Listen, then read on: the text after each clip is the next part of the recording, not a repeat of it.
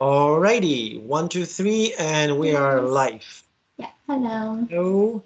Alrighty, so today we are going Mhm. to talk about agglutination and verbs Mhm. Mhm. Mhm. and hiragana. Okay. So it sounds like a lot of things, but Mhm. actually it's just one thing. Mhm. Okay, so before in our previous episode, I Mhm. said that Japanese language is a agglutinative language or a agglutinative language. Yeah. It's a type of the language. Mhm. And yes, that's the case. Mhm. And we need to talk about hiragana, agglutination, Mhm. and something that most of the schools don't talk about. What I mean by this is if you learn hiragana and you were thinking, oh, I need to write the Japanese Mhm. syllabs, the Mhm. Japanese a, I, U, E, O vowels, Mhm. because I want to write in Japanese, and you focus only on writing, Mhm. then you are missing a lot Okay. because the whole agglutination, Mhm. so like I mentioned before, it's kind of putting Lego blocks together. Mhm. You said that before. So the whole agglutination process Mhm. is actually hidden in the a, I, U, E, O order of hiragana. Mhm. Mhm. And that's what we're going to talk about today. Mhm. So if you are familiar with hiragana, if even if you are not controlling this, if you are not Mhm. writing this fluently without thinking and checking, but if you've seen hiragana a couple of times, you will Mhm. see that it has distinctive order. So it's always starting from five vowels. It's Mhm. always a, I, U, E, O. And Yes, it's that's true. always the same order. Mhm. More than Mhm. that. Hiragana and katakana has the same order. They're Mhm. different shape syllabs, Mhm. if you will, but it's the same order. It's the same a, I, U, E, O. Yes. And that's very important because in this a, I, U, E, O, there's actually the whole agglutination pattern hidden. Oh, okay. So the a, I, U, E, O Mhm. doesn't translate only into Japanese five vowels and the next, syllabs with the consonants. Mhm. It translates to five forms that are base for creating the meaning in Mhm. Japanese grammar tenses and Japanese grammar structures. Mhm. And so a, I, U, E, O is also called first form, second form, third form, fourth form, and fifth form. Mhm. And it's also called a first form, Mhm. called negation form. Mhm. Mhm. E second form, called connection form. Okay. U third form, Mhm. called infinitive form.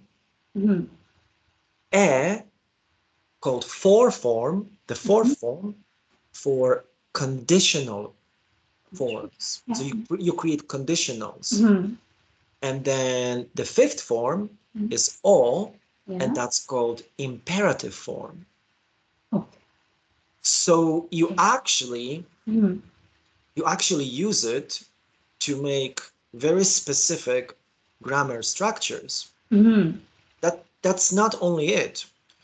If you look at hiragana, it Mhm. goes a, I, U, E, O. Yes. So the five vowels, the Mhm. only five vowels that the Japanese language has. You will not Mhm. find any more vowels in the Mhm. whole entire Japanese language. There's Mhm. always a, I, U, E, O. That's it. Mhm. But the power of a, I, U, E, O is that it dictates the order Mhm. for the next column in hiragana. In other So, words, okay. in other words, if you look at what's next after the a, I, U, E, O in Mhm. hiragana, Yeah. there is a consonant K, Yeah. English K, Attachment. Yeah. and the Japanese cannot pronounce just letter K. They, they, Mhm. they don't have a concept of consonant by Mhm. itself. That's why you don't call hiragana and katakana alphabet per se. It's not an alphabet. It's a Yeah, makes sense. Yeah. set. Mhm. It's a set of syllabs. Mhm. So after a, I, u, e, o, the next column, it's a consonant plus a, I, u, e, o. And the a, Mhm. I, u, e, o dictates, constitutes the order. Mhm. So it's K Mhm. plus A, K plus E, K plus U, K plus E, K plus O. And so Oh. consequently, you have Ka, Ki, Ku, Ke, Ko, Yeah, yeah, makes sense. Yes. right? Yeah. Mhm. So you can look at this like, oh yeah, okay, so what's a big deal? Mhm. Well, this is kind of alphabet. Mhm. Well, not necessarily. This is actually the ending of the verbs. Mhm. Mhm. So you will have verbs in the Japanese language that are finished on ku, and you need to change them for negation. Mhm. Ka for connection, for ki, for Mhm. um, for infinitive form, for dictionary, for ku, Mhm. for conditional form, for ke Yeah. plus something else, and then you Mhm. produce conditional, and then imperative forms. So a, I, u, e, o dictates the order, Mhm. how the consonant follow. Mhm. So the next column after a, I, u, e, o and kakikukeko Mhm. is sa, shi, su, se, Yes. so. So, yes. And then the next one is ta, chi, tsu, Mhm. te, to. And Mhm. you can hear that the a, I, u, e, o is always the same. It doesn't change. Mhm. Mhm. So it's not only hiragana per se. It's not only writing those Japanese syllabs. Mhm. It's also practicing the end syllab for different verbs. Mhm. Why? Because that's the agglutination. That's the Mhm. Lego blocks we'll Mhm. be putting together. Together. Yeah. Mhm. So let's make some examples. Mhm. So a, I, u, e, o, first, Mhm. second, third, fourth, and fifth form. So let's take very simple, very regular verb like to write. Mhm.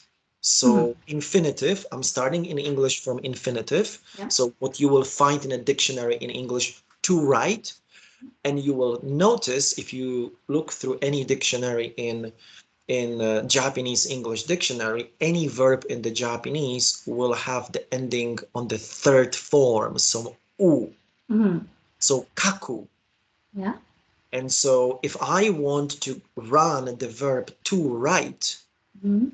in Japanese through all the five forms, a, I, u, e, o, Mhm. so negation, connection, infinitive, conditional, and imperative, Mhm. it will be kaka, kaki, kaku, Mhm. kake, kako. Yes. Mhm. Mhm. And that's not just hiragana, that's agglutination. That's the different forms, different morphemes, the smallest Mhm. meaning part that will indicate the meaning. So if I Mhm. say kaka, even though it's not a word, Mhm. Ayumi, as a Japanese native speaker, already has a connotation, already in her mind there is a feelings that Matt will be doing something negative Mhm. about writing, Yeah. but he hasn't finished yet, Mhm. right? Mhm. If I will say kaki, Mhm. you will know, you have a sense Mhm. that I am using Japanese smallest part, Japanese smallest morpheme, and I want to connect with something, but I Mhm. haven't quite finished. So Mhm. maybe I will say kakitai, which means I would like to write, or maybe kaki sugiru, Mhm. so I wrote too much, Mhm. or maybe kaki nagara, so Mhm. having written something, or Mhm. while I'm writing something, you Mhm. know I want to connect with something, but you have a sense, you Yeah. have a connotation, but I haven't finished yet, Mhm. right? So that's the smallest part. That's the pure agglutination. So that's the first Lego block. Yeah. Um, and then if I move to kaku, we have infinitive, to Yes. write. And I have also a bunch of other options with the Japanese agglutination to create more things. Mhm. So this is just the morphemes, the smallest part that has a meaning, but it doesn't exist by itself. We need to add another Lego block. That's the agglutination, right? If I will say the fourth form, kake, Ayumi also as a Japanese native speaker will have the sense, he will be doing some if, but I'm not finished yet. It's not conditions. The kake by itself doesn't mean anything. I have to add something else. So if I say kakeba, kakeba, so four form plus ba, that means if I write, right? Yes. Am I correct? Yes, perfectly Okay, correct. good. Okay. Um, okay, and then the last form, kako, imperative, right? So again, for everyone who is watching us, a, I, U, E, O, it's not just hiragana, it's agglutination order. It's Yes. the negation, connection, infinitive, conditional, and imperative. So let's take another example. Let's take another verb. Let's take maybe sagasu, Sarasu. Okay. to look for, Mm-hmm. right?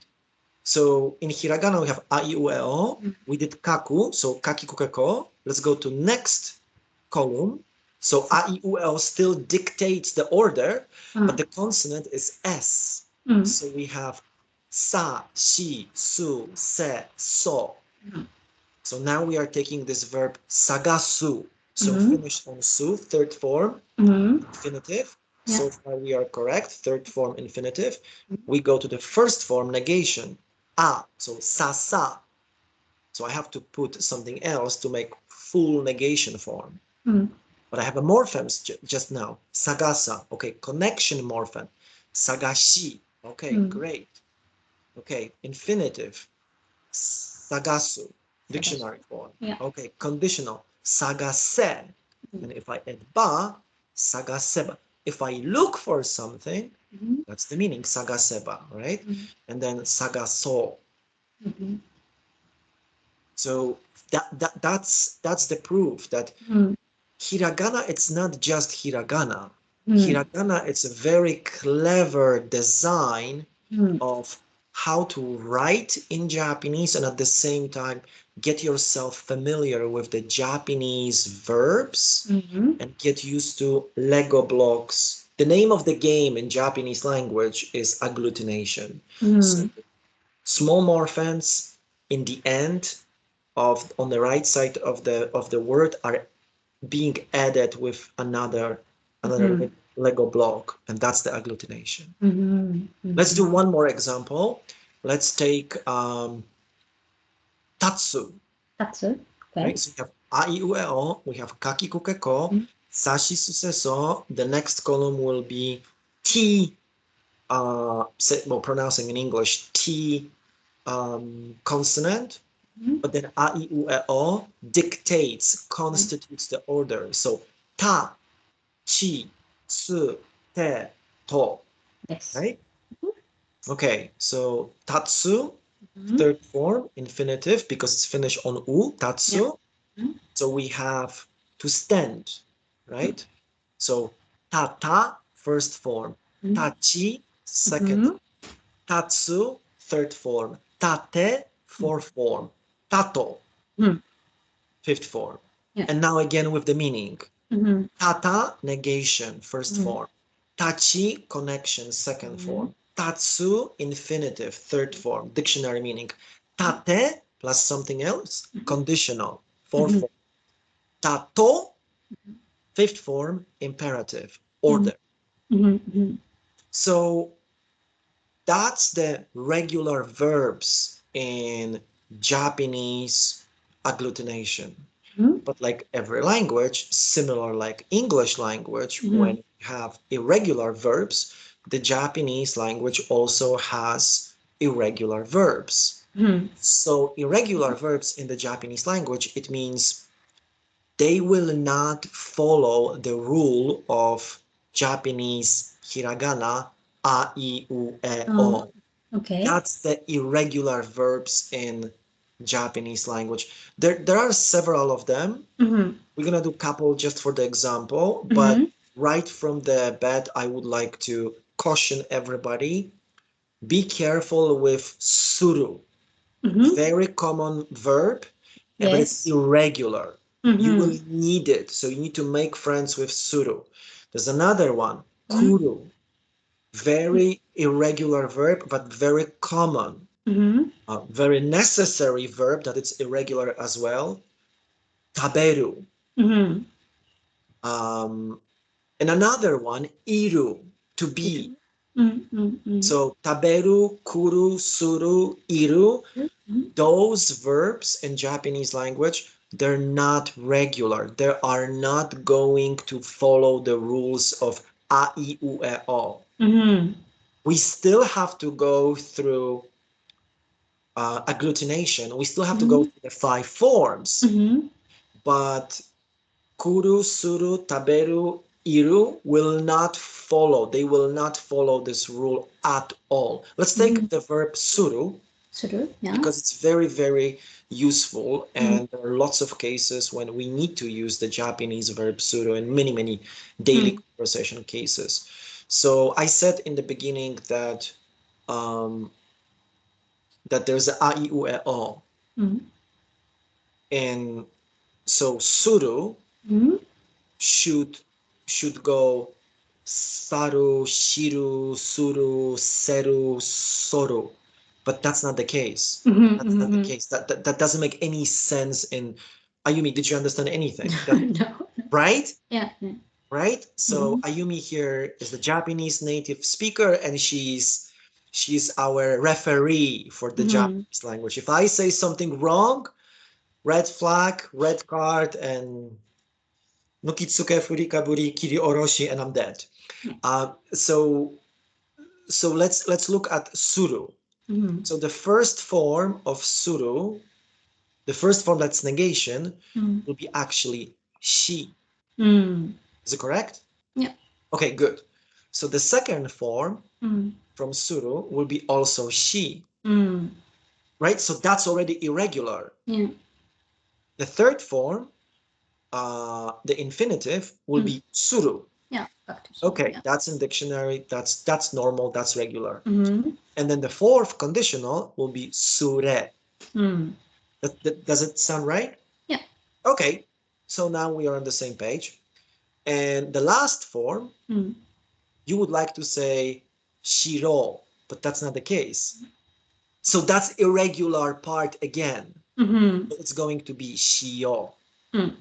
Okay, so let me recap this again. Negation, shi.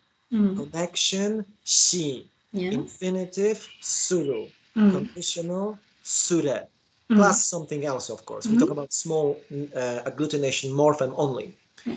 And shio, Mm. That's it. imperative. Yeah, the Mm. fifth form.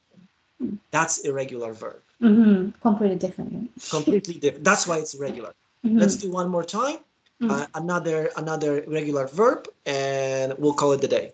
Okay. So everybody has enough information, but not Yeah. too much. Okay. So let's take taberu. So Yeah. eat. Mm-hmm. So irregular verb. First form tabe. Second Mm-hmm. form tabe. Third Yeah. form taberu. Fourth Mm-hmm. form tabere Mm-hmm. and tabeyo. Yeah. Okay. Mm. Okay. So negation, tabe, Mm. nai, Mm-hmm. connection, tabe, tai, or Mm-hmm. tabe, sugiru, Mm. or tabe nagara, or tabemasu. Mm. Dictionary, taberu. Mm. Conditional, tabereba, Mm. tabereba. Mm. 食べれば、もし何か食べればお腹がいっぱい。Mm. Okay, great. And then 食べよう。Yeah. Shovel it out. Mm-hmm. No, I'm just Yeah. kidding. Alrighty, so that's the main message for everyone today. Mm-hmm. Hiragana, it's not just writing. Mm-hmm. There is a very, very clever design for how to tackle Japanese agglutination. The name of the game in Japanese language? Mm-hmm. Lego blocks, agglutination. Mm-hmm. And so if you control hiragana, you control agglutination, you control Japanese grammar, you can create any grammar tense and grammar structures. Cool. Alrighty. Enjoy, everyone. That's all Mm. for today. Thank you.